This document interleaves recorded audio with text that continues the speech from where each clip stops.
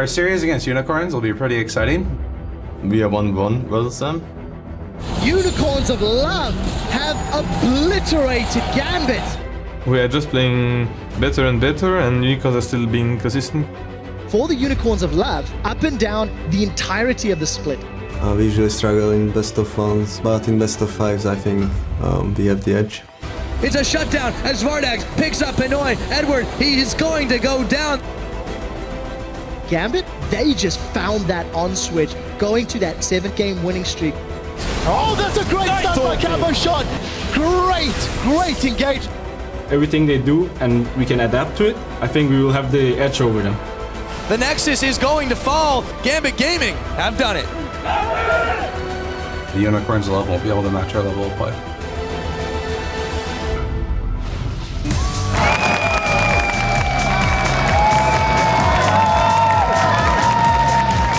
Welcome, ladies and gentlemen, to the 2015 European League of Legends Spring Playoffs quarterfinals. We're broadcasting to you live from our fantastic studio in Berlin, Germany, where you see that the fans are absolutely hyped for this second quarterfinal we're going to see here today. A lot of Unicorns fans with their props wanting to see them victorious today, and the Gambit fans also here to support their team. Where we see Gambit stepping into the building with Leviathan in the back. I'm sure he's got a lot of plans to make his team shine today, and they're the Unicorns of Love setting up on stage, getting ready. And their Redbeard and Mages are casters. They couldn't figure it out themselves. They needed some help. And a glorious picture from Trevor, if I may add. I'm Evje, shock supporter at the helm of the analyst desk, where I'm joined by our guests, the former coach for Meet Your Makers, Yamato Cannon, and the coach for our newest semifinalist, Prolly of H2K. Thank you very much for joining us, Prolly. Did you get some sleep after what I can only imagine were fantastic celebrations after you locking in that spot? Yeah, we got a little bit of fun, but our team is really bad at celebrating. So that's probably my next goal for a coach, is to get us better at celebrating and being happy about stuff. All right, not a lot of celebrating. Did you have any time to reflect on the series, which was actually pretty flawless, except for the bump in the road in Game 2? Yeah, that's, I guess, why we're so bad at celebrating. We were focusing on what we should have been doing better and stuff. So we actually took a lot of time to really think about the things we did well and wrong, and mostly try to replicate the things we're doing right in the most efficient manner. Yeah, that is absolutely the right attitude. Yamato, if you reflect on the series back yesterday, and then in terms of looking at the Copenhagen Wolves, they didn't manage to fix the things that they'd been struggling with in the 9 weeks prior to the playoffs, and not in the playoffs either. I would actually go so far to say to expect some roster swaps, unless they want to stay as a mid-tier team. So that's something I'm looking forward to see if they're actually going to commit into that.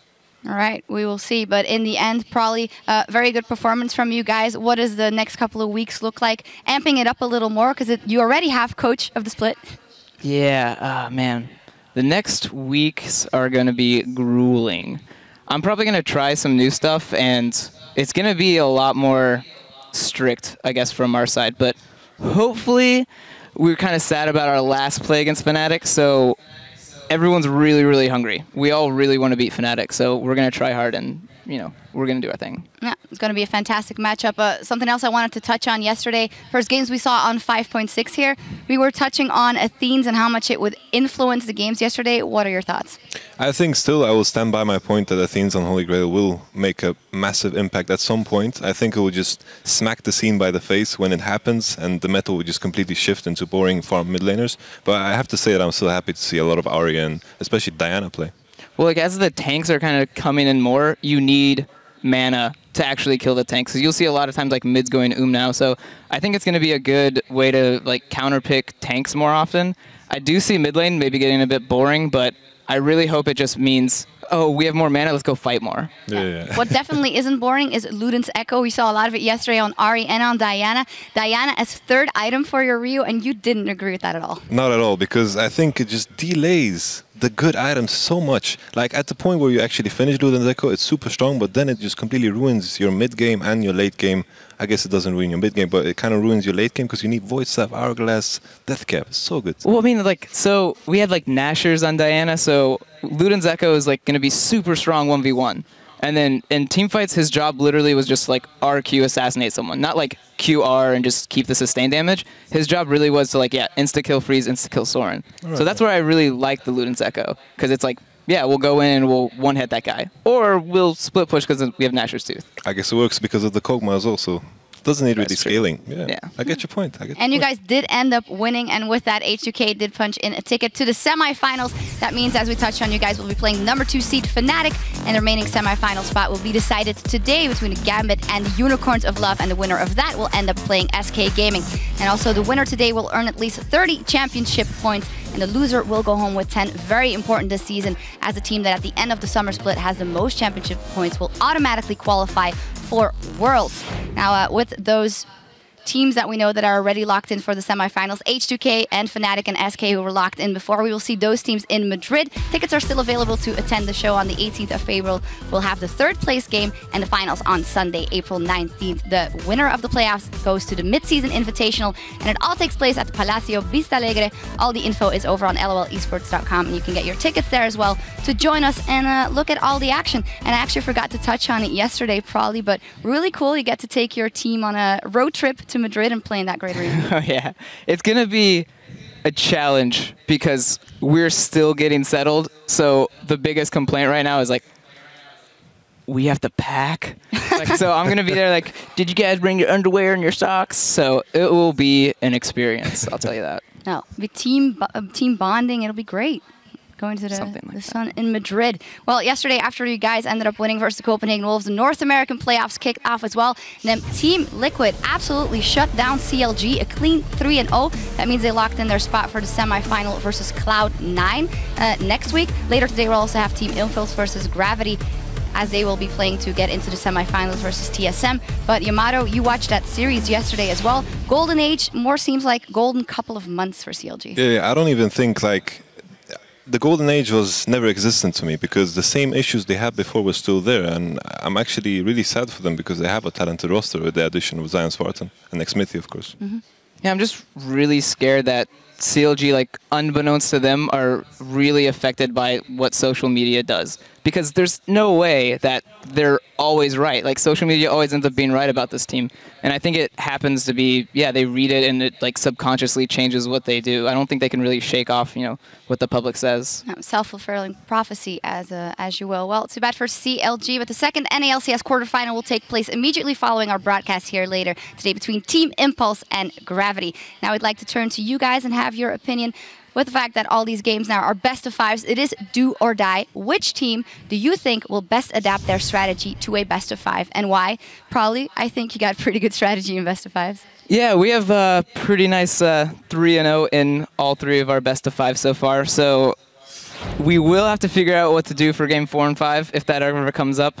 But as of now, I think the team's actually really dedicated into figuring out the best way to play the best of 5s. It's not really a relaxed point of view. Everyone's really intense, like they want to know how to do best of 5. So I think we're doing a really good job, and we should be able to show it next week. If it may ever come up, a 4th or 5th game, you are playing Fnatic, so I dare to say it might be the case. Maybe. Maybe. Yamato, what do you think? I actually have to agree with them. Like H2K, I think they have the most like durable way of playing in terms of like their general strategy in game, because they don't really have, like, they're playing good. They don't have like a strategy to counter. When Fnatic, like, they have the Huni thing when they're roaming, and of course SK, they're just pushing every lane. So in terms of strategy, they're kind of like, they have the good strategy. While I have to say that pick and ban phase, I have to give it to SK in this scenario.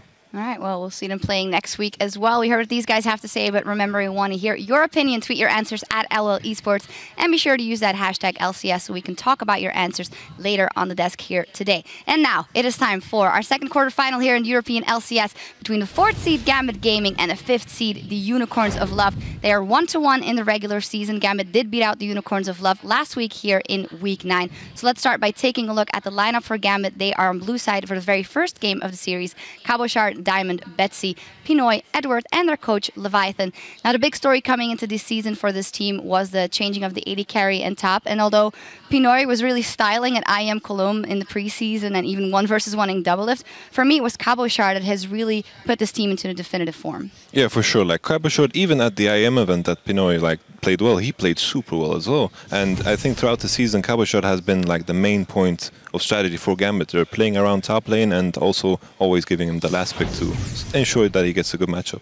Yeah, and they always pick some kind of influence teamfight top laner. They never really pick a top laner that just only wants to stay 1v1. Yeah. So it works really well because, yeah, now you have this big tank initiator, this big damage dealer that's fed coming into a team fight. So team fights, go pretty quickly. Yeah. So Cabochard really good. Also, Diamond really found his groove by being able to have that synergy with Cabochard in the top lane. But the big glaring error here for Gambit, or the thing that we've seen in the last couple of weeks, and especially after IM Katowice, the mid game, they haven't been as dominating in that, and it seems that they are a little lost. I think the difficulty I have with Diamond is like he always has these 3 champions he's super good at, but when he's trying to expand this pool, it just goes like completely wrong. And we've seen it like the past few weeks. So I want him to go back to the fundamental picks where he's actually performed well on, and that actually will improve their mid game, I think. I think a big reason why their mid game kind of falls off is because of how their game plan is going in. They really want to focus around top, and when your jungler is topside, that means your support doesn't get to invade and ward. So you can't really focus on other, the 75% of the map that you're kind of missing. So I think with always sending the jungler top towards mid game, you kind of sacrifice pressure in all the other lanes, and I think that's why their mid game kind of seems weak, is because, yeah, they can't really group jungler and support to invade their jungler's top. Yeah, that's actually a super good point. Like, based on the fact how the meta has changed in top lane, it's basically people are playing tanks there and they're going to be fine whether they're getting ganked or not. So it's not going to have that much of an impact on the game. Yeah, we'll see. Top very important here. And the other team, the Unicorns of Love, on the red side for Game 1, have a very strong top laner as well. Fiss, Kiki's Power of Evil, Vardags, Hylissang, and their coach, Sheepy. Different issues for them, or not issues, question marks for us as they came into the LCS from the Challenger scene, is they are quite aggressive in their playstyle, and they have some off-meta picks, and it actually resulted in a very inconsistent season for them, beating teams above them, actually 67% of victories against teams that are placed higher than them, and 25% against teams that are under them. Basically inconsistent, but how is it then that they still manage to pull out those fantastic upsets against teams like Fnatic? It's like if I take a look at their history of their games, whenever they've taken victories, it's because they've been really good at punishing mistakes. They don't really take control themselves unless they're like super snowballing with like a Fizz pick. But they're really good at punishing mistakes. When they actually happen, they usually take games home. And also they have like this goofy like ban and pick phase that could completely go either way. But now I feel that Gambit should be prepared for it. Yeah, I think Gambit does have a pretty solid game plan, but the scary thing is, so they have such a good win percentage against, better teams. So if they go 0-1, does that mean they're going to go 3-0 after that? Like, I wonder if they start winning, they'll like fall off and lose. But if they lose in the beginning, they'll come back later in the series. Yeah. We'll see. When they qualified for LCS, they were down 0-2 and ended up winning the series best of 5 as well. So they got that in their back pocket. We already touched on the top lane, and that will also be our featured matchup in this one. Both LCS rookies, Cabochard and Vizicachi, but they've made such a mark. How do you compare them in style, and who could get the upper hand here, Jacob? I would actually say, like, just based on the meta right now, I would have to give Vizicachi the edge because we've seen him perform well on champions like Maokai. It feels kind of out of place for Cabochard to play Maokai, so I'm expecting Maokai bans on red side for Gambit. I actually am going to have to go with Cabochard. Like, I honestly think he has a lot more like impact towards the mid game, where he really has the advantage from Diamond procs helping him, and he doesn't like keep it top lane. He does move it to mid lane or to a dragon fight. Mm-hmm. You mentioned Maokai. Maokai has been imperative. We saw it yesterday. Otawamne 3-0 on that one in your series. But is it really worth trying to ban either of those out? It feels like Maokai is the only champion that can do what Maokai does. Like, he doesn't have bad matchups, always does what Maokai does. You can gank him 3 times, doesn't matter. He's always going to be a tree. 3 times. Yeah. I don't know, man. That oak tree is really hard to chop down. You can't do anything. I mean, I think Odo was like 0-2 in the first 2 or 3 games. And then he was like, tanky as hell later. It's like, yeah, good kills, but didn't really matter. Odo is 8-0 on that tree overall, so pretty strong. We'll see if it comes out as a first pick. Now for an inside preview into today's quarterfinal, let's head on stage and talk to the coaches gearing up for this match. Thank you very much, Shocks. Of course, I'm Devin Pyrotechnics Young, but I'm joined here by our coaches today. It is, of course, Sheepy of the Unicorns of Love and Leviathan from Gambit Gaming. Thank you for joining us, gentlemen. Awesome. First question, though, I want to ask you guys. You met pretty recently, back in week 9, and obviously, Gambit, you got the better of this one. So, any takeaways from that game, Sheepy? We played a really strong early. We went like 3-0 ahead, and then we did very weird stuff. And their jungle and made a horrible tower dive top lane. And we talked about this, about our communication, and we feel really confident heading in the best of 5. All right. Any thoughts on that one, Leviathan? That was just business as usual. That's just Gambit game. Like. Oh. Well, all right. Now, I want to ask you guys about trying to prep for this matchup. This is obviously some higher stakes. You got a best of 5 coming in here. It could go all the way to the end. We'll see. But how do you, first of all, Sheepy, how do you predict a team like Gambit? Your own team's a little all over the place as well, but how do you prepare for this team? I have to prepare every day for Unicorns or for our practice, so preparing for Gambit was not that hard. But overall, I think that they play a very singular style, and we try to counter this. And same question to you, Leviathan? Well, like, all you have to do is just check their like LOL Kings for like the stupid shit they're playing. Like they're playing Frozen Heart first item Varus top. Like, are we really scared of that? Like, sure they can pull out something weird. Like you check the rune pages, like having a Azir top rune page. Like I've played against Azir top before, so like whatever cheese they pull out, it better be some really good Gouda, because I don't think that anything they can pull out is really gonna scare us. Well, some strong words there. Now, here's the last question for you guys. I'm going to make this one a little bit more fun. The last time you guys met on stage, Sheepy, Leviathan carried you off. Is that what happens in your games too? Wait. Are we doing this again? Yeah, we're doing it. Okay. Yeah, maybe. If the fans want it. We'll make it a tradition. All right. I think that's about all for us then. We're going to send it back up to the casters to get into the game. Take it away, guys. Oh, thank you so much, Pyrotechnics. I think it's quite clear the crowd wasn't really into that one. No, First they didn't of all, want it. Happy Easter to anybody that celebrates it, for our local audience, for Ostern, and for everybody else. Let's get serious and get to this quarterfinal. I'm Quickshot. This is the Fiss Show. We're about to kick it off. The crowd were unhappy. I know. They like the bunny ears. They like the bunny ears. That was awesome. I like the picture you put on Twitter earlier. Guys, you should go check it out. It's beautiful. Right, let's get to serious business. Best of 5. Some strong words. Leviathan laying down the law. If Unicorns are playing it in solo queue, it's not going to surprise them. Unicorns, Leviathan, Sheepy saying, hey, they have to prepare for their own inconsistency. Sure. It's easy against Gambit. I think it's safe to say this matchup, impossible to predict anything. I'm saying 5 games, that's the only thing. Whoever's going to win, I don't know, but I'm expecting crazy picks. I've completely reset my brain. When I was looking like pick and bans coming into the series, I'm like, it doesn't matter. This is Unicorns for Love and Gambit. They pull out different things all the time. And now in the best out of 5, I'm expecting some crazy picks. Frozen Heart, Varus top. Leviathan playing the double psych and letting Unicorns know he's aware of it. Let's not be surprised. Cassiopeia taken off the table away from Power of Evil. Yeah. Betsy demonstrated his Diana at Intel Extreme Masters. That is off the table from UOL. So I wrote down a few picks, some bans here. I would say Hecarim also going to be banned from Gambit. I would do it against Visichachi at least. I'm not going to say it's going to be guaranteed. And then from Unicorns, Diana is going to be one of them. They banned Sejuani last time they played against Gambit here in week 9. There are still some good tank picks. Gragas would be one of them. And that's been banned away now from the Unicorns. Well, Hylissang losing access to Annie was his most played support at 7 games in the regular split. Interestingly, Hylissang only played 4 champions, Annie, Thresh, Leona, Morgana. I want to see what he's going to pull out here in the best of 5. We did see that Gragas taken away from the jungle. Nidalee off the table for Kikis. It was Kikis that debuted in the LCS, and as you mentioned, the Power Pony's still there. It is still there. Obviously been very impactful in other regions. Yesterday, the Wolves tried to play with it, but didn't really manage to use the teleports properly. But Nidalee here was also the pick Kikis had in week 9 when they played each other, and he was very aggressive. I mean, these two teams here are so close to each other in terms of the way they play on the map. The two junglers both love to invade on each other. They love to have early ganks in the solo lanes, and therefore Nidalee has been taken away.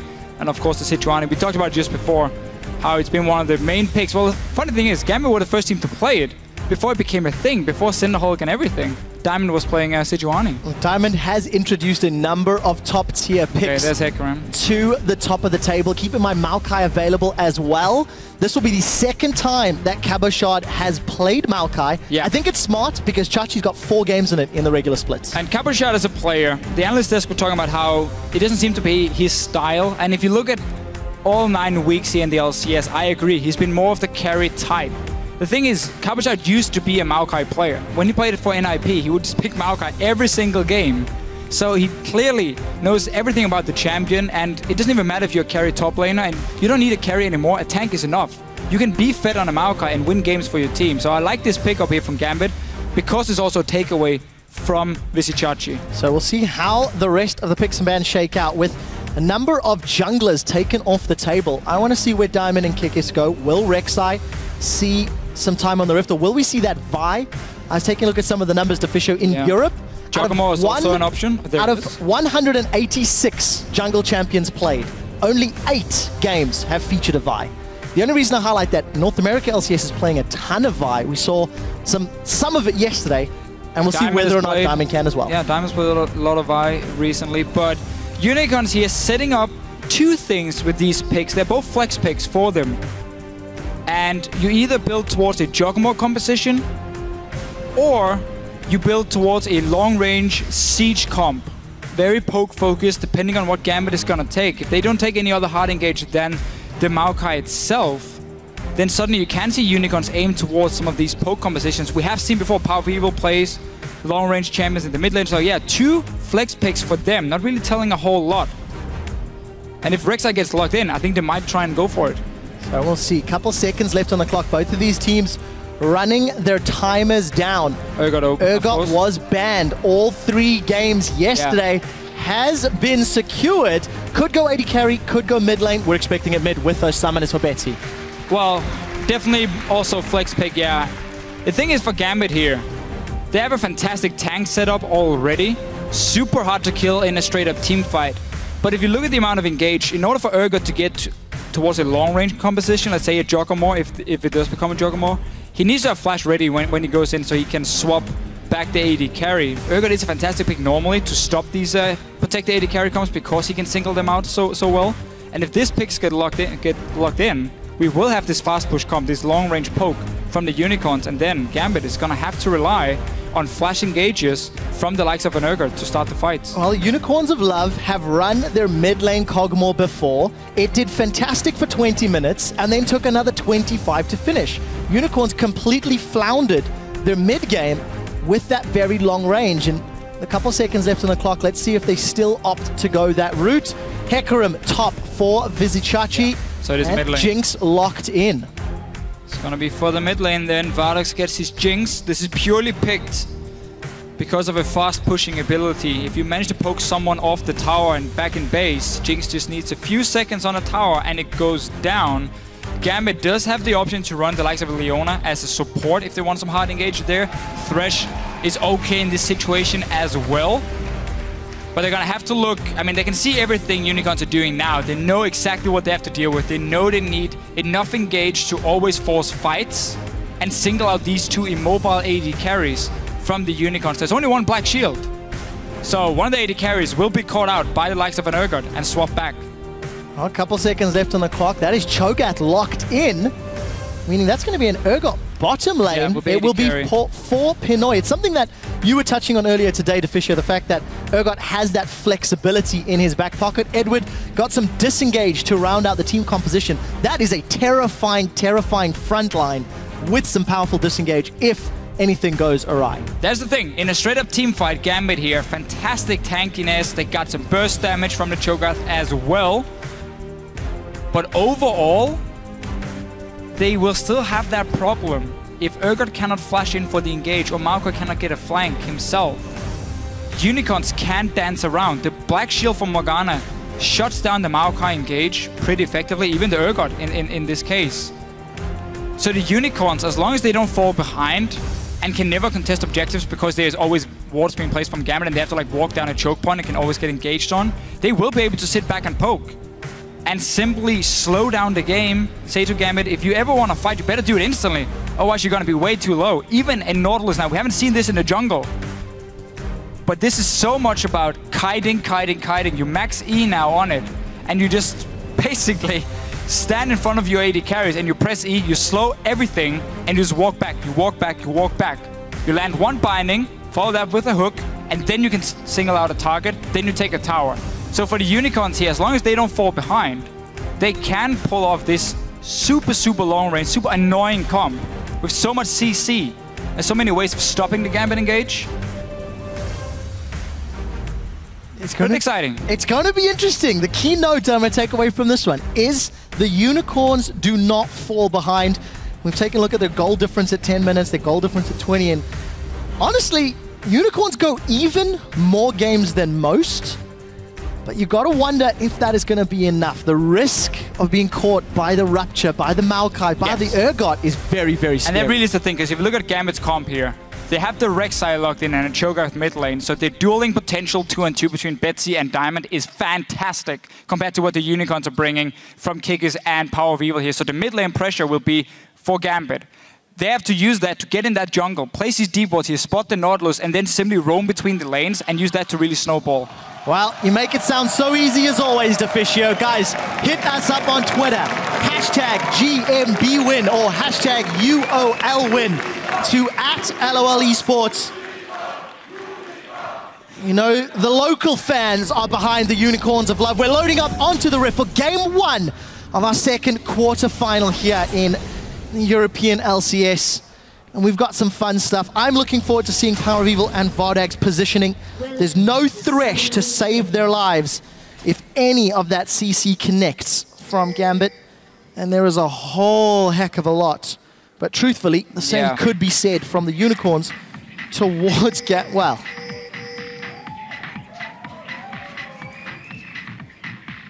If you could see us, guys, we're busy dancing, I promise. Oh. Boring, man. Betsy turning down the music. Guess they gotta stay focused for the quarterfinal, right? So, Gambit going for an invade here. They want to place a few deep wards to try and spot where Unicorns are sending their lanes. In this situation, Maokai does perfectly fine against Hecarim in lane, simply because Hecarim is spamming his Qs so much, proccing that passive from the Maokai over and over. And obviously the Urgot Janna is going to be a very strong lane for Gambit. So we're going to have to see if they can manage to spot where Unicorns are sending their dual lane. For now, Hylissang and Vardex are staying here. They have obviously shown themselves with these bindings. And look at the wards from Gambit. 4 placed inside. I don't think they can see the wall, though, on the ward to place between the 2 towers up here. That shouldn't really be an issue for Unicorns unless they swap to the top side. So we'll find out what the Unicorns decide to do. Nothing. They can just farm. I mean, Morgana Jinx can sit back and play the farm fest in this situation here. And in terms of this duo, Jinx Morgana against Urgot Janna, this is not something that we've seen at all this year. Of course, with Urgot getting some buffs in 5.5, rejoining himself in the meta. But Eddie and Pinoy struggled against Vardex and Hylissang the last time this duo lane met. Pinoy some early aggression, throwing out some of those missiles and a massive advantage, punishing Vardex. Yeah, so notice what Gambit did here in the start of the lane. Pinoy stayed in the lane to get the early push on the minions, while Eddie was the guy moving into the Grump. That stopped Unicorns from even trying to start it, and made them also get late down towards the lane itself. So Pinoy already had the first push going. He was standing in a good position to start trading. And obviously you don't want to take these level 1 trades against an Urgot, just spamming Q auto attack on you as a Jinx. Poor start for Unicorns in this 2-on-2 lane, and it's gonna be in full control for Gambit. Obviously, mana is going to be a bit of a problem for Pinoy, but once he goes back and gets that tier, that's going to be the first little spike for him where he can really become a lane bully. And such a strong advantage against an AD carry like Jinx, reducing all damage, in fact, thanks to the Urgot passive. But strong start for Gambit, reversing their fortunes from the last time they met. It was interesting you touched on Eddie sort of interrupting the Grump. Eddie invades jungles in a majority of games that Gambit plays, likes to be a nuisance, and Diamond, with a typical Gambit style. We have seen this before. Trending top. Always putting focus on top lane. Gambit used to basically always focus on Cabo Shot, make him the big carry. The first gank, there's no flash on Chachi, remember? Well, he's thrown down the Ignite. Cabo Shot's burning away. Diamond gets the knock-up. Red buff is available. Chachi is going to be low on mana. Diamond, he's going to burrow, flash forward, unburrow. 1 or 2 more auto attacks, and Diamond is on the board. Gambit with first blood. And Kikis, you can see the route he took. He started red buff, moved all the way down to the blue buff, so he wasn't in the river here around the Baron to clear the Skull Crab and get some vision for them. That allowed simply the roam. Let's see what happens now, because Kikis will get denied. Or will he? He will pick it up, or Power Evil got it. But because Kikis started on the red side and didn't go for the river and clear that Skull Crab here to give the vision to spot Diamond coming top lane, there was nothing Vizijaji could do once he was caught in the middle of the lane. And we know Gambit ganks that top lane. No way that can be a surprise for Unicorns. So well played by Gambit. Step 1, get an advantage. They Did lose control of that Scuttle Crab, and Kikis on this Nautilus just trying to get his way up to some levels. Pinoy low in mana, not yet backed. Still got some potions to play with. And the CS lead he had earned against Vardex has been equaled out. Oof, so much damage, but no connection from that Noxus Crows of Charge. This really started at level 1 for the Unicorns when they came down late to the lane and Pinoy were already in such a good position. And obviously Urgot is a fantastic early AD carry as well. Diamond, he's still around the top side. He gets this one. Then Gambit controls the river, meaning Vizicachi can never push his lane. He has to sit back at his tower, otherwise he's gonna get ganked again from it. So Unicorns, despite knowing that Diamond loves to gank to top lane, didn't do anything to try and get some deep wards down or deep vision to spot this first gank, and has paid the price. Kick is obviously gonna be spotted now. Pink ward and the tunnel. Well, Pink ward still alive in the bush. Kikis did not check it. We did see a few moments ago that Pinoy backed, has picked himself up that early tier. Gonna start charging up, and Eddie's just giving us a bit of a walk, trying to save as many CS as possible. Pretty cheeky. Now the fun starts for Urgot. When you got that tier and you got enough mana to just keep poking away, it becomes really, really fun to play him and super annoying to play against him. So Chachi has moved a little bit away from his own tower, and he's ganked again. Well, let's take a look. We do see the connection from Kikis. His tower hits onto Cabashot. Cabashot down to 200. Diamond gets a knock-up onto Kikis as the Chilling Smite will keep Kikis in range for a moment or two longer. But the Riptide doesn't connect further, and Unicorns of Love defend Vizicachi's life. He's sticking around, though. This could get risky. Yeah, let's see. Kikis is here as well, but he's spotted from the ward. We have to remember, Nautilus is a very weak early duelist. He does not want to fight a Rek'Sai. They're going back towards Vizicachi. Oh, Diamond gets the knockup. That's another kill. Diamond is under attack from the tower, though. His Kikis will be the next focus. Another knockup. Few more hits should do it. The minions and one more slam. Cabashot with a double kill, 2-0-1.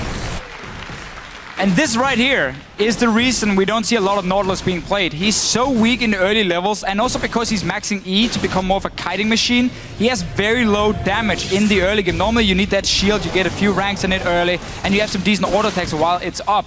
But in this case, it's max E after the changes. It is extremely weak in fights. Rek'Sai is so much stronger, and we mentioned how Diamond here can be the big playmaker in the early game because he's playing this Rek'Sai into a very slow tank. And because Unicorns again are giving up the top side of the map in terms of vision, they're getting some very bad situations and are now being completely punished. So Fisher, in picks and bans, you said you can get a Maokai fed and still win games. 2-0-1 before 10 minutes. Cabashot is sitting pretty. And honestly, this is not surprising at all. Gambit have been camping for Cabashot for multiple weeks. That is the surprise. It got them into the playoffs. What's surprising is Unicorns did not prepare for it. Exactly. Did not play around it. Maybe Unicorns just underestimating the amount of time Diamond is going to spend up there. And also, Nautilus here was the last pick.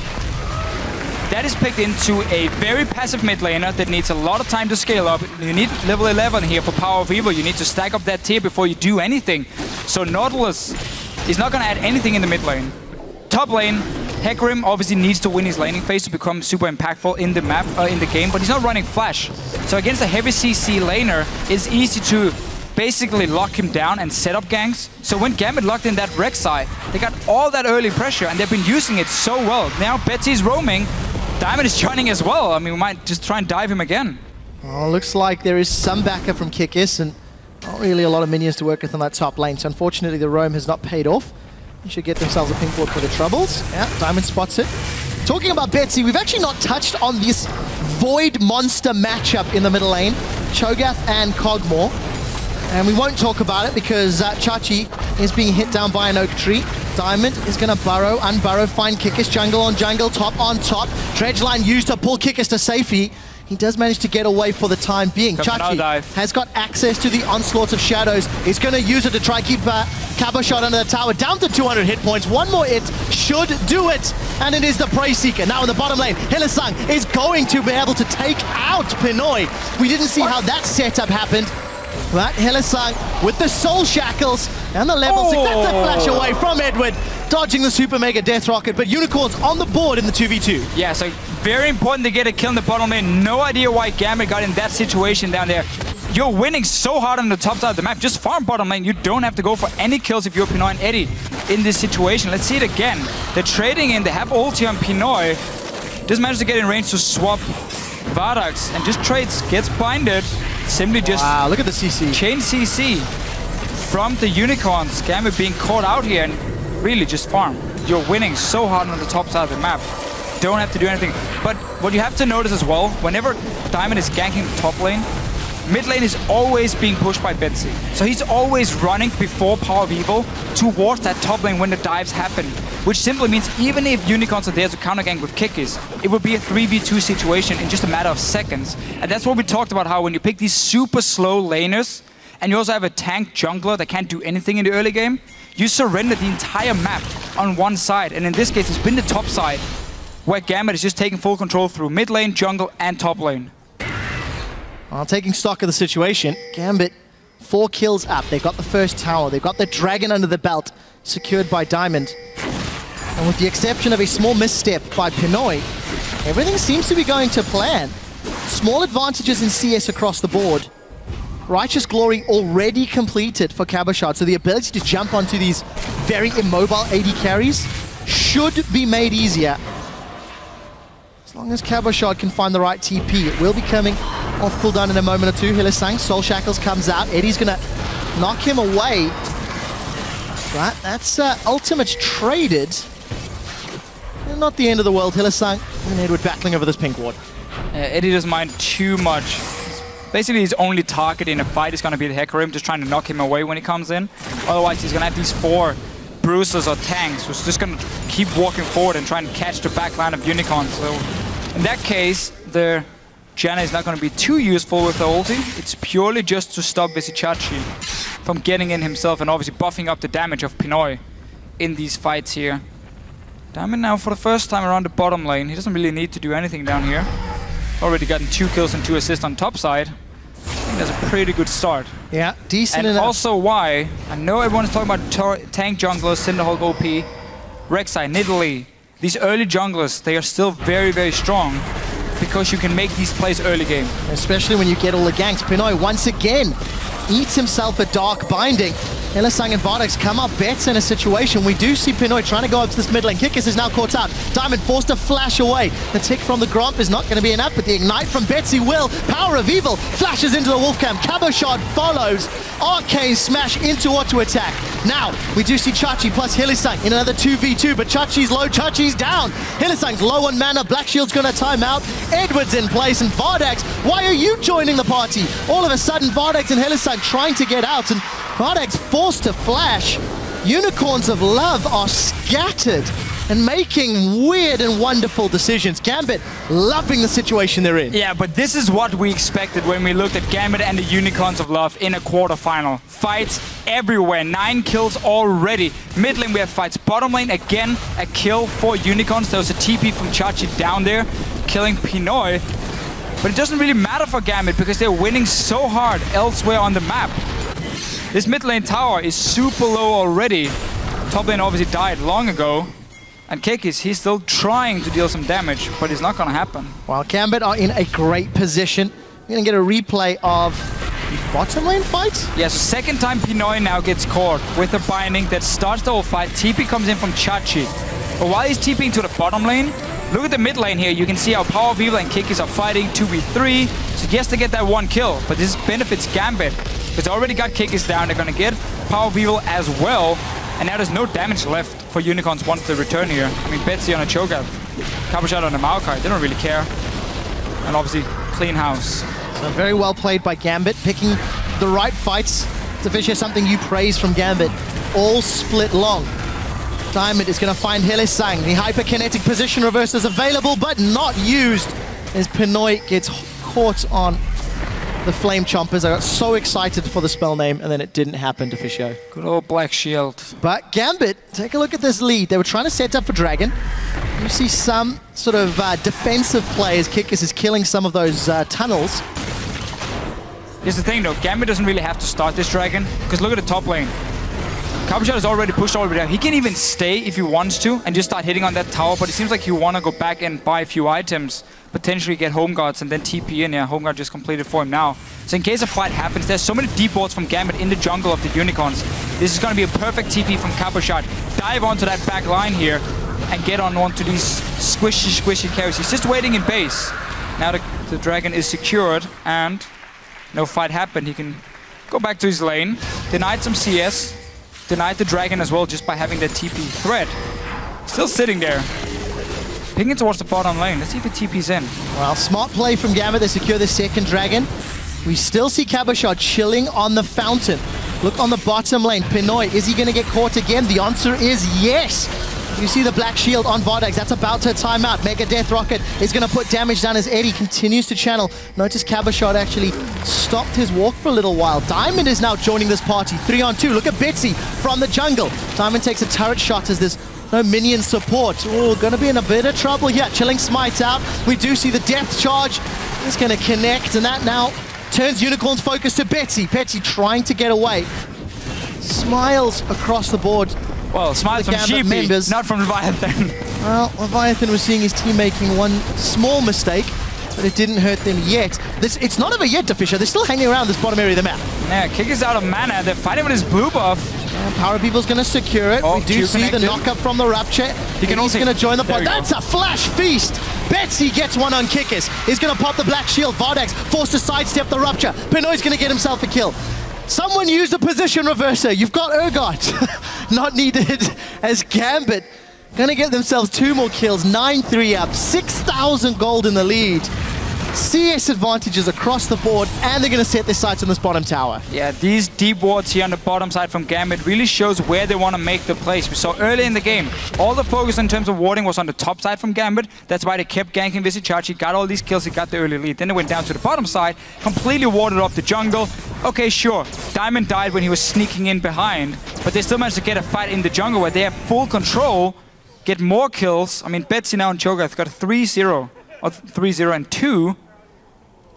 He's going to be fully stacked up soon. You don't have the damage to take him down. If you're the Unicorns, you need way more time. I mean, Power of Evil, currently on his tier, 457 mana. So that's not even close to being fully completed. He is 11 now, so that's the first point. He got Luden's Echo as well, so his ulti is going to do a lot of extra AoE damage. But he's just not strong enough to fight, especially not when you have the likes of Kickers on Nautilus being so far behind as well. Well, Kickers has been in trouble all game long. Once again, Dredge Line's out to safety. Gambit have got support coming in, but Pinoy still hanging a little bit closer to the top lane. 4 members of Gambit on the red buff. Vardags not with the team. Rupture connects onto Hylissang. Betsy is looking for the feast. Eats a Dark Binding, which means he can't get in range. And Hylissang manages to stay alive to fight another day. We're not even 20 minutes into the game. Gambit are looking to secure another inner turret. Unicorns, even with their spirit animal Hecarim, unable to fend off the aggression.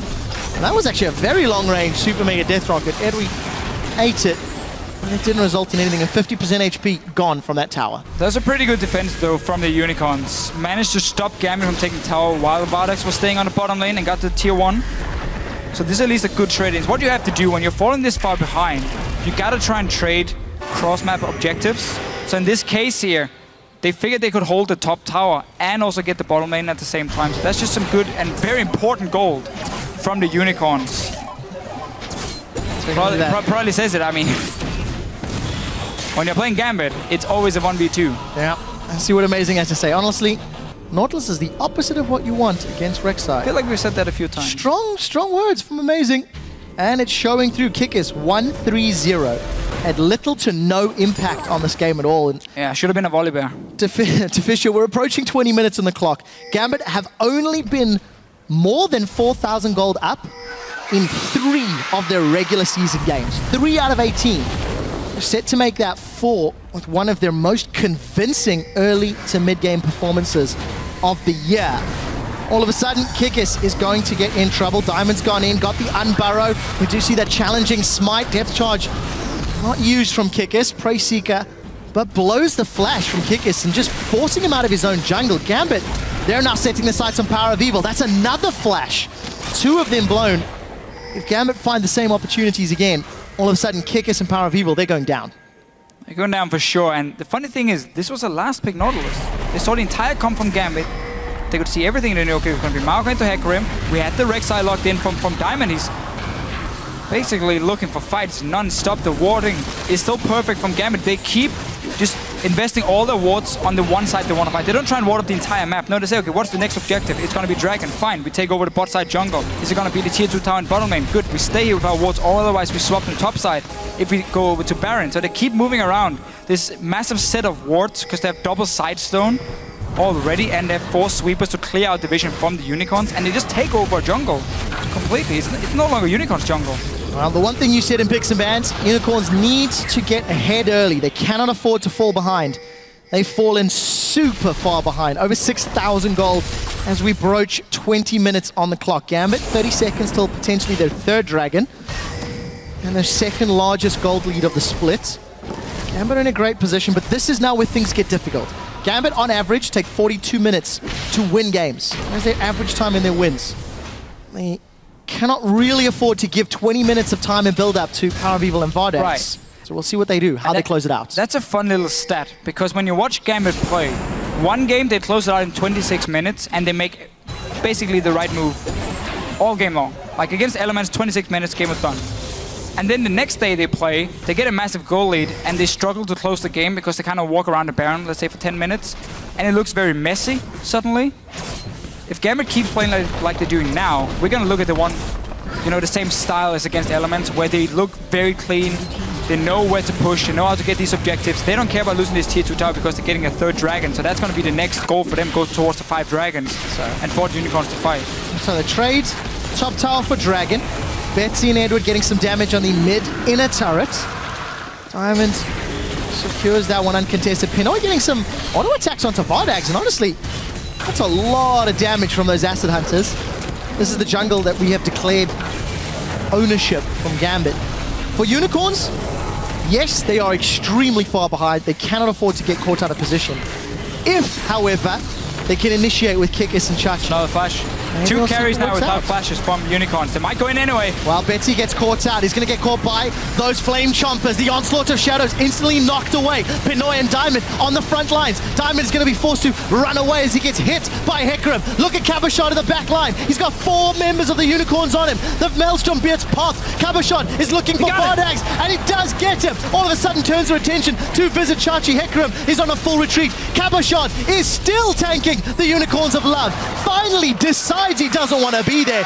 Flashes away to smiles from the coaches, and here comes Diamond. He's looking to re-engage. He's turned his sights to Power of Evil. Rupture plus Feral's Gleam equals a kill for Cabochon. There's a teleport in from Vizichachi, but it doesn't equate to anything. They've lost their carries. The 2 front lines of Unicorns is all that remains, and Gambit on the inner turret. And 2 very key things we're missing here for the Unicorns. Well, it's not over yet. Not It's even some more over. kills. Kickus Power is down. well. Diamond is soloing Vizichachi, and the rest of Gambit will secure their 4th tower after a prolonged team fight.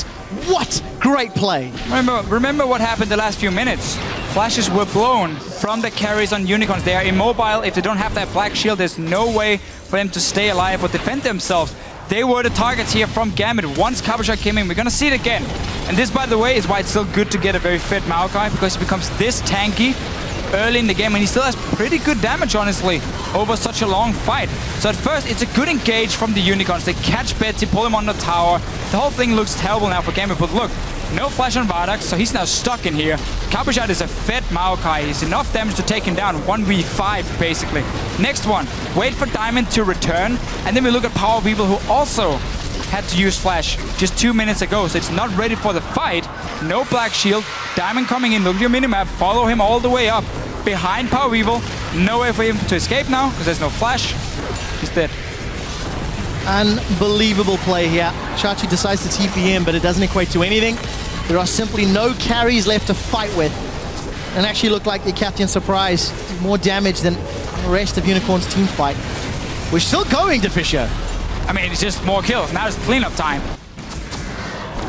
Alright, so Gambit figured there's no dragon, there's no bot lane tower or tier 2 tower. We don't care about bot lane now. Let's take this massive package of wards and go towards the top side of the map. One tier 2 left, that's the top one. Baron is also going to be an objective very soon for them to force another fight. So by taking over this jungle, which should be the next goal for them, once they go back and get a few pink wards at least, they can completely control topside jungle, control Baron at the same time, and once the wave hits on the top lane tower as well, it's already down to 50%. That's going to be an easy target for Gambit. So 25 minutes in, Gambit transition their focus to the top half of the map. They've controlled the bottom half and Unicorn's blue buff for the last 10, securing back-to-back steals. Dragons as bots, well. Towers. Absolutely everything belongs to Gambit. Only towers they've given up is because Gambit chose not to defend them in preparation for picking objectives elsewhere. Diamond was spotted by the ward, but he was spotting everyone thanks to Tremor Sense, and the rest of the team is backing him up, moving into the jungle. Gambit's going to need some ping wards if they really want to take control of the map here. I mean, they're so far ahead, they can just play like this and still get the right fights. But once the tier 2 tower top goes down, then it becomes harder and harder because you got to get into the base now, where there's a very short route between the lanes and of course the fountain for the Unicorn, so it's going to be easier for them to defend. And then you have to play around that Baron. But seeing as Gambit doesn't have any pinks on it, it can be pretty risky. Starting it, there's always the chance of a jungler flashing in and stealing it. I'm glad you mentioned that. Flashes available for Power of Evil and Kikis, where they were not previously. No flashes for Vardax and Unicorns realize they should know this is happening because they haven't seen Gambit for quite a while now. And this team will take a long time to hammer this Baron down. Right. Gambit have got the numbers. Rupture does not connect. The rest of Gambit still sticking. Pinoy has regrouped with his team. 50% of Baron's HP is down, but as we said, you don't necessarily have those. Gambit just back away, reset. Champions. Reset whole thing. Go back, get your pinks, return. First of all, go back to Dragon then. Go back, get your pinks, and go Dragon. You have 3 already to 0. If the Unicorns want to fight you there, you take that fight because they're still not strong enough. I mean, look at Power of Evil. Not even 2 items fully completed for him. Same for Vardax. The 2 carries do no damage. So once you've gone back to base, we got 1 pink. They got 4 sweepers, so I guess it can be okay for them, but they're not looking to get full control. Get this Dragon and then return back to the Baron itself and this tier 2 tower, where you just take over that topside jungle. That should be the next objective for them. When they're this far ahead. Small advantage for Unicorns. They did get that last outer turret.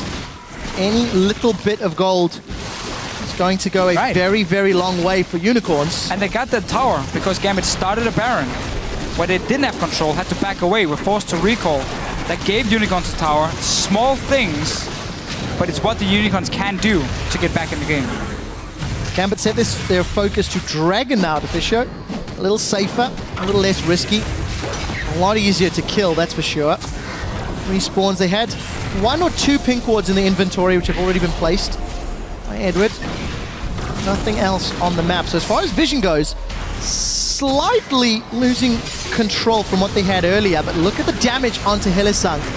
Did you see a TP coming in from Cabashot right behind Unicorns of Love? Vizichachi forced to onslaught away as a defensive play, and he is down. Pinoy gets the kill. They've turned to Vardax. He's already flashed. He is dropped once again by Cabashot. Dredgeline to safety, instantly flashed away, as did Hylissang in the background. Knockup interrupted by the Black Shield.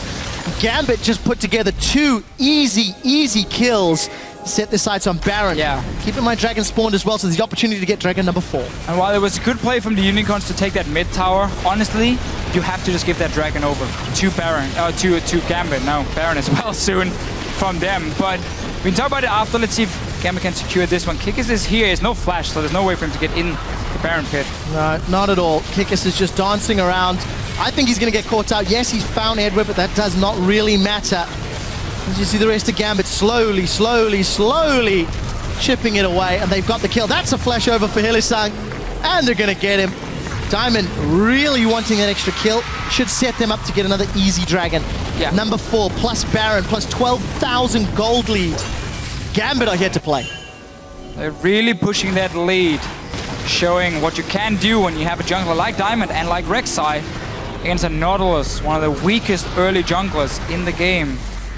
But basically what happened again before, by Unicorns coming down to this Dragon, even though Gambit didn't have insane amount of vision control, it doesn't matter because the carries are still so weak on the Unicorns. I mean, we're 29 minutes in, you got 1 completed item on your AD carry. You cannot fight. Unicorns had to give that one up. Just say, okay, whatever, so we surrender these kills here, or we surrender the Dragon. You got 4 now to 0. We have to fight for the next one then. But because you didn't have proper pink wards, we could at least stall you at the Baron. That should have been the call. Here, I mean, this is suicide for Unicorns every single time. There's no evidence. If I look at the damage from Vardax here, okay, let's see, on to Cabo Shot. He's almost healing him simply because of the passive every time you cast a spell as an AD carry. And you obviously get caught out. You end up dying for it. Gambit knows what they're doing around these fights. And they also gifted them the Baron by Unicorns coming down here to try and stop it. Well, Unicorns of Love are in dire straits as we hit 30 minutes on the clock. Actually, there's no real way for them to pull this one back at this point in time, because the next time they try to contest Dragon, and it's Dragon number 5, we've already seen what Gambit have done around the pits. In best out of 5, first game, what you do now is you kind of just stop thinking about this game, you stop paying attention, and you start talking about next game. What went wrong here? For the Unicorns, they're going to be blue side 4 games in a row now. The teams decided to choose the sides this way. So they know, okay, we got 4 games in a row now on blue side. What are we doing for pick and bans? What went wrong in this game? Let's talk about it. How do we fix it for next game? Because there's obviously still loads of games to be played.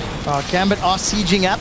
Look at that massive damage from the Acid Hunter onto Vardax. He's instantly forced to back away, trying to clear this wave out as best as he can, but the Baron-empowered cannon minion doing a lot of work here for Gambit.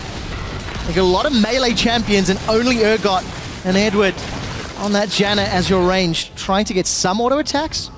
They're not the greatest at taking towers down. And just to quickly explain, the higher seed gets side choice in games 1, 3, and 5.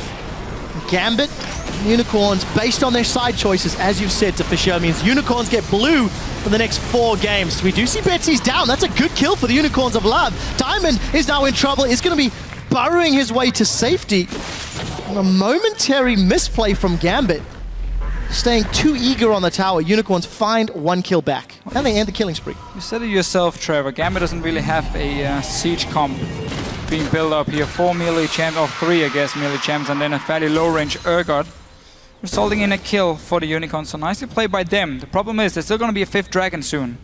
That's obviously the goal for Gambit. And once you have that one, the insane amount of extra tower damage you get means you just have to walk in with your AD carry, hit it a few times, and you stay around the minion waves, and that tower will die. So the Unicorns, no dragon is going to be the big one. Already trying to set up a few wards in advance. This one is going to disappear before the dragon even spawns, though. Very, very brave play from Edward, taking on Chachi and Vardax, realizing he had some support from the rest of his team. 007 doing his best James Bond impression. But for Gambit, every single thing's gone right, with the exception of sticking around in the top inhibitor turret. Let's see if they want to play for Dragon number 5, maybe another Baron. Use those side waves minions to help do some damage for you, because you got to be very honest, it's going to take a lot of time, even with Dragon number 5, for Pinoy to solo kill a turret. If Unicorns can keep wave clearing. If Cogmore and Vardax are not pushed away, Cogmore and Jinx rather, we have to remember, though, is if Betsy lands a Q onto either Power People or Vardax, even on the tower, that's basically it. Because you can flash in and ulti on the Cho'Gath, and you nearly one-shot a carry. Yeah, talking about flash ulting, Pinoy, you need to up your game. We're 33 minutes in, and I've not seen a solo initiating hyperkinetic position reverser. It is arguably the best spell name in the game, and you're not showing it off. I am disappointed. Are you, Trevor? Yes! Let's see if Pinoy will do it just for you, obviously, not for Gambit. No, I mean, I'm calling him out. We'll see what he can do. Well, he hasn't really had to do anything this game, honestly. Because it's not been about the bottom lane for Gambit. They died twice in lane. Pinoy died twice in the lane. That's true. Gambit is a team that plays around their solo lanes. That's true. Diamond tends to camp for Cabochard, and really, it's up to Cabochard and Betsy to help carry.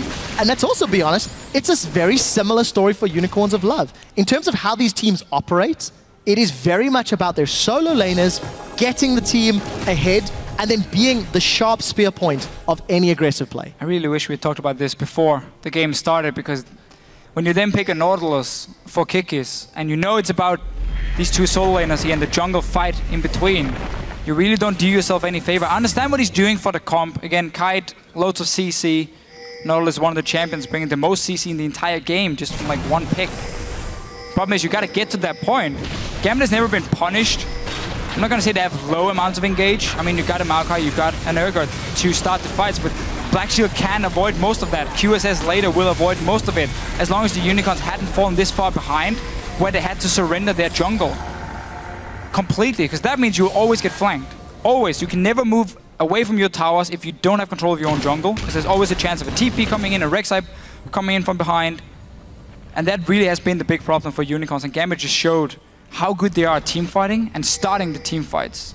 Well, we're getting closer to that average game time victory. Around 42 minutes is how Gambit generally win.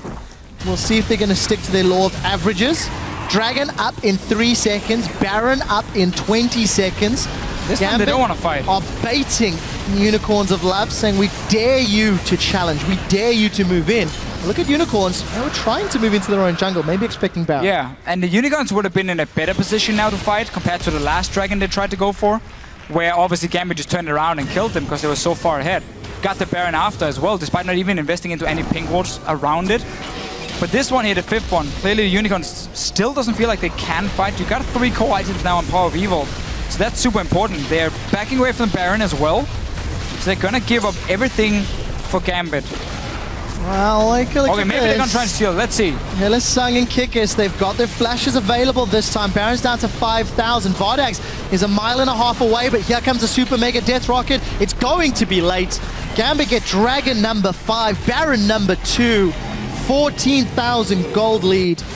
And with Baron and buff, Dragon empowered, sieging, now they should be able to take towers. Yes. Should.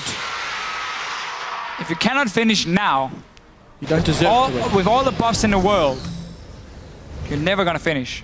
Gambit obviously played so well. Yes, okay, they had one small misplay in the top lane where they tried to take down the tower, but it didn't really do anything because there was no objective for Unicorns to take. So Gambit was still in full control of the map. Now let's see. All going mid at the moment. You got the buffed up minions, you got the cannon as well, you got a massive tree in the back. Pinoy is going to do a lot of damage to these towers. Which will be a massive tree in the front if Gambit see the opportunity. Vardax, since the last time he tried to defend a tower, has a Phantom Dancer completed and a pickaxe. He's getting there slowly but surely. Yeah, he's like 30 or 40 minutes away from killing anything. Well, we'll see if he's given that much time. The answer's not going to happen though. Cabo Shot is a giant tree, already got that Thornmail completed. Will be able to solo all of the damage dealers of Unicorns of Love. Gambit just waiting for the minions to push up, but look at the bottom lane. It is pushing against Gambit. This is a small misplay, but they're just diving onto Vizichachi. That's a 2-man rupture. The front line of Unicorns are forced away, while Diamond is onto the back line. Hylissang should be the next victim, but he has managed to keep himself alive for a few seconds longer. 3 members of the Unicorns of Love, and the Sapling touchdown takes Hylissang out. Gambit 4 quick kills, an inhibitor, and they set their sights on a near flawlessly executed game 1 in their best of 5, ahead of all averages, demolishing the Unicorns of Love. It's safe to say that the only kills the Unicorns got in this game were when Gambit were a little bit over-aggressive and didn't even mind giving them that kill because there's nothing else to take on the map. This game belonged to Gambit from the start. Champ Select with that Rek'Sai pick, the Maokai top lane into Hecarim as well, just to set up the ganks so easily, and the Nautilus reply from the Unicorns that did absolutely nothing. Diamond was obviously the big star in this game with his early ganks. Like everywhere he went, he would just get a kill for his team. But the whole setup was just so good at preventing Unicorns from going late game.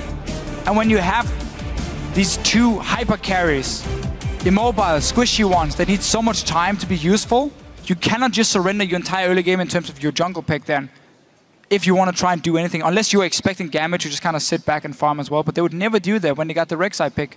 That's the thing about these early aggressive junglers now against the Cinderhulk tanks. When you play the early aggressive ones, you gotta make plays, otherwise you will get outscaled compared to the big tank, and that's exactly what Diamond and Gambit did. Exquisitely played by Gambit. I think Unicorns have to reevaluate their jungle top synergy, evaluate how they're going to handle that scenario, because in straight-up head-to-head lanes, Gambit know how to gank for Cabochard. Oh, yeah. Hell, even in lane swaps, they know how to gank for Cabochard and get him ahead. It's been the story of Gambit all split long. It was picks, and then also, we just saw the small details here. First of all, Kiki started his own red buff, walked down to blue buff. He didn't go into the river and try and secure any vision for the top lane.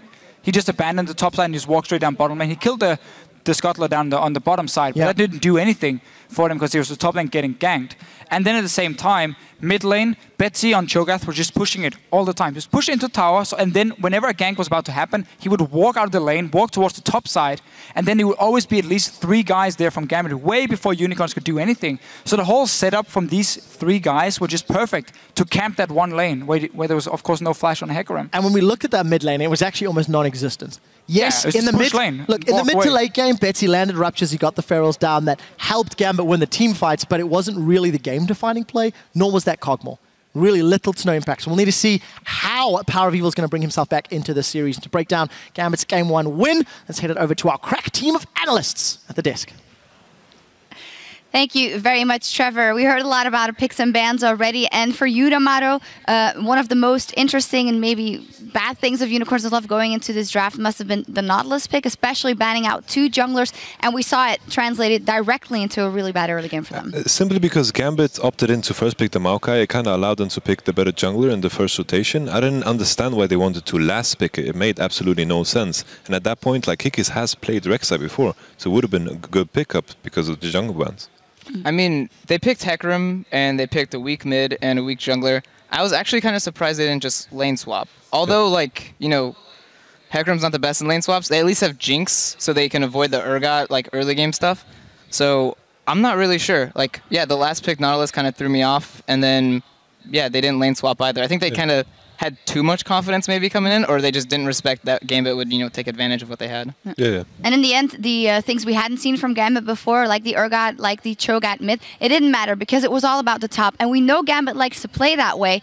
And knowing that Cabochard is on Maokai, although you weren't particularly impressed with his Maokai the last couple of weeks, it worked out so well. I think we see a massive improvement in his Maokai for sure. Sure, he got a lot of ganks, but his positioning in team fights and his impact on the game was massive because of his skill participation. But I'm really happy to see these kind of comps, because these kind of comps are where, like, for example, Ahri is super weak against it, and it kind of goes back to my point I had yesterday.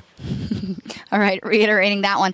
I want to touch on something Trevor said about the mid lane matchup. Obviously, AP Kog, it needs to scale up, and we saw that it did a lot of damage late, but it was too little too late at that point. But the Cho'Gath, you guys did have some good words for Betsy and the way he played, not the matchup, but the way he pushed the lanes and made the team fight influence. Yeah, for sure. You want to take this one? Yeah, about Cho'Gath mid. So I wasn't a fan when it first started coming out, and I think it's because no one really abused what Cho'Gath could do. And in that game, you'll see Betsy like pushing and roaming top or pushing and roaming bot. And the strength of this is mid laners can't really follow Cho'Gath, because if, you know, the catwalks of mid on the side are so easy to hit a rupture, and then if you do, it's like, well, now you're just getting chunked for free. And then that's not saying that they don't have a jungler close. So it's actually terrifying when a Cho'Gath pushes and moves, because you can't really follow unless you're playing like a really, really mobile champ like LeBlanc, and even that's just a bad lane, so. Yeah, and testament to Betsy to recognizing when he should do that. We actually have a replay of that. Let's get that up on the screen where he does indeed that, pushes up the lane in the mid lane,